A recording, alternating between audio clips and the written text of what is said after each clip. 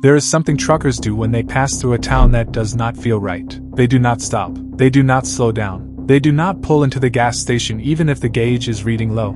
They just keep moving and they call the next driver heading that way on the CB and they say the same thing every time. Do not stop there. Just keep going. Most civilians never think about this. You see a town on the map, you see a gas station, you stop. Simple. But truckers who run the same routes week after week, they build up a knowledge of this country that no GPS will ever give you. They know which towns are fine, and which towns have something wrong with them that goes beyond crime statistics, and beyond anything you can find on Google. Tonight we are going inside 10 of those towns. Towns that truckers flag. Towns that locals warn you about. Towns where something happened, or something is still happening, that makes experienced people look at the exit sign and keep their foot on the gas. I am your host. This is Lost America Shadows, Centralia, Pennsylvania. The exit for Centralia on Route 61 looks normal. Road sign, town name, standard green lettering. What it does not tell you is that the ground underneath that town has been on fire since 1962. Not metaphorically, literally on fire. An underground coal seam ignited in May 1962, most likely from a trash burn that got out of control, and spread through a labyrinth of mining tunnels beneath the entire town. They tried to put it out, they failed. They tried again, they failed again. And eventually the government stopped trying and started buying people out instead. The ground cracked open. Sinkholes appeared without warning. In 1981, a 12-year-old boy named Todd Domborski was walking across his grandmother's backyard when the earth opened up beneath him and swallowed him into a smoking hole. His cousin grabbed his hands and pulled him out.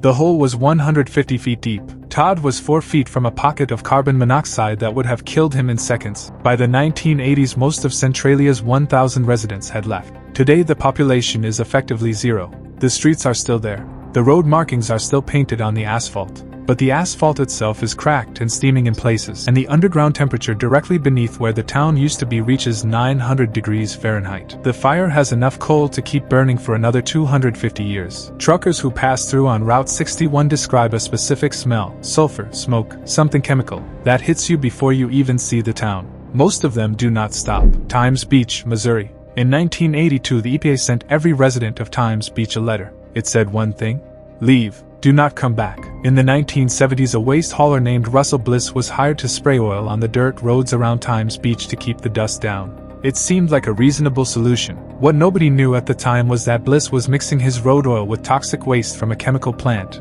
waste containing dioxin, one of the most dangerous chemicals ever produced. He sprayed it on the roads. Children played on those roads. Horses stabled near those roads died within days. By the time investigators figured out what had happened, the entire town was contaminated. The federal government bought out every property in Times Beach for $33 million and bulldozed every building to the ground. The site was cleaned up over the following decade and is now a state park. But the story of Times Beach is not really about the contamination.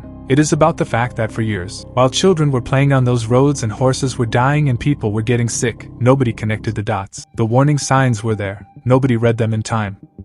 Pitcher, Oklahoma. The EPA called it the most toxic town in America. That is not a casual designation. That requires documentation, testing, years of data, and Pitcher earned it. For most of the 20th century, Pitcher was a lead and zinc mining town. The mining companies extracted everything they could from beneath the ground and left behind what they called chat piles, mountains of mining waste, some of them taller than 10-story buildings, sitting directly next to the houses and schools where families lived. Children in Pitcher grew up playing on those piles, running up and down them. The dust from chat is fine enough to breathe in, and what they were breathing in was lead. In the early 2000s, health surveys of Pitcher's children found that 34% of them had elevated blood lead levels, not slightly elevated, elevated enough to cause permanent neurological damage, learning disabilities, developmental disorders. The mining companies were long gone by then. The people left behind were the ones paying the price. A tornado hit Pitcher in 2008, and destroyed much of what was left. The government bought out the remaining residents. Today Pitcher is essentially empty. The chat piles are still there. You can still drive through what used to be the main street. Truckers who pass through describe it as one of the most unsettling drives in Oklahoma. Not because of anything threatening, but because of the scale of what was left behind.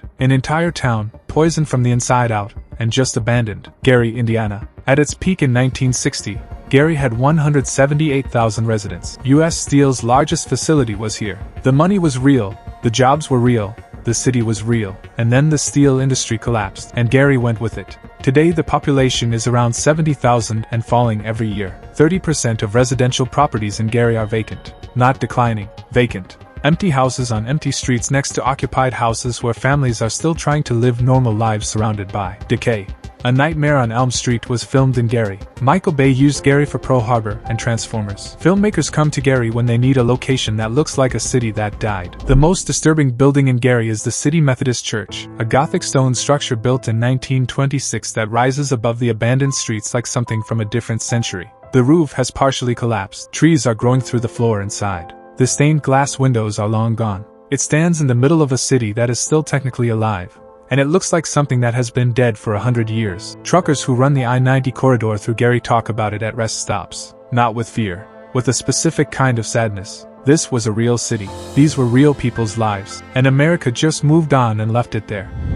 Cahaba, Alabama. This was once the state capital of Alabama. Not a small town, not a remote settlement, the capital city of an entire state. And today it is completely abandoned. Cahaba was founded at the junction of the Alabama and Cahaba rivers in 1819, and was chosen as the state capital specifically because of its strategic location. And then the flooding started. The rivers flooded repeatedly. Buildings were damaged, roads washed out. The government moved the capital to Tuscaloosa in 1826, and Cahaba never recovered. By the Civil War it had become a Confederate prison camp where Union soldiers were held in conditions so brutal that the death toll shocked even by the standards of that war. After the war, the floods kept coming. The last residents left in the 1930s. Today Cahaba is a historical site you can walk through. Crumbling foundations, cemetery markers, the ghosts of streets that once held a functioning capital city. Locals in the surrounding area have stories about Cahaba that go back generations. Lights seen moving through the old cemetery at night. Sounds from the riverbank that have no source. Whether those stories are true or not, the history of Cahaba is disturbing enough without them. Thurmond, West Virginia. Population 5. Thurmond was a railroad boom town in the early 20th century, one of the wealthiest towns per capita in the entire state, built entirely around the Chesapeake and Ohio Railway. The Dunglin Hotel here was reportedly the most profitable hotel in all of West Virginia, and then the railroad changed its routes, and Thurmond just stopped. The buildings are still there, the old bank, the train depot, the commercial buildings along the main street. All of them standing, largely intact, in a town where almost nobody lives. Amtrak trains still stop at Thurmond, one of the few remaining stops on the line through that part of West Virginia. The train pulls up, the doors open, nobody gets on, nobody gets off, and the train moves on. Thurmond just watches it go. Widenum, Australia gets talked about as the most toxic ghost town in the world, but America has its own version. Treese, Kansas, directly across the Oklahoma border from Pitcher, and part of the same mining disaster. Treese was so contaminated by the same lead and zinc mining operations that in 2010 the Kansas government bought out every single resident and demolished the entire town. Not evacuated, demolished. Every building, every structure, removed from the earth. Because the contamination was so severe that the only solution was to act like the town had never existed. Today there is nothing where Treese was, just flat Kansas land with some disturbed soil, and a few foundation outlines if you know where to look. The people who lived there, some of them had been there for generations. They took the buyout because they had no choice. And what they got in exchange for leaving was the knowledge that the place their family had lived for decades was so poisoned that it had to be erased. Rodman, New York. This is a small town in Jefferson County that most Americans have never heard of and never will. What makes Rodman relevant to this list is not what happened there but what is happening there right now, which is nothing.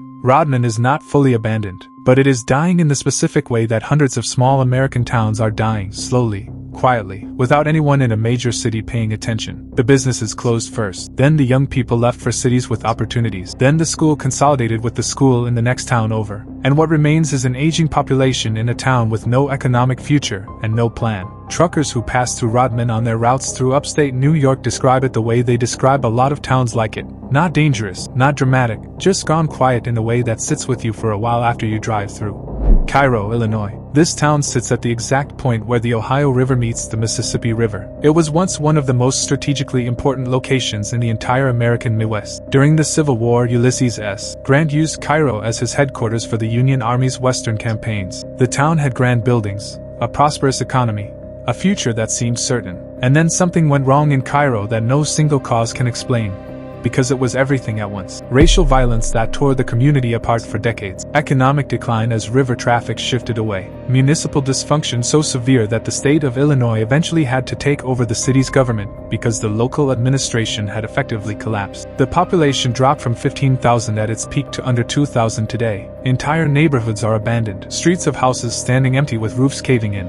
next to streets where families are still living and trying to hold things together. Truckers who go through Cairo on the routes that still pass through town describe the feeling of driving through a place that knows it is dying and has stopped pretending otherwise. And now, town number 1. The one that truckers who run the I-40 corridor through the Mojave Desert talk about differently from all the others. There is a stretch of highway in the Mojave where the towns marked on the map no longer exist in any meaningful way. Service stations that closed, motels that shuttered, small communities that dried up when the interstate bypassed the old route. And in the spaces where those towns used to be, where the exits still have names but nothing at the end of them, there is a specific reputation that has been passed between drivers for 30 years. Drivers who pulled off at those exits in the 1990s and 2000s describe something they have trouble putting into words. Not a person, not a threat. Just a feeling that built the moment they left the interstate and did not stop until they got back on it. Several of those drivers, independently, across different years, have said the same thing when pushed to describe it. It felt like the town did not want them there. Like whatever was left of those places after the people and the buildings and the economy all disappeared. Whatever that thing is, it was still there.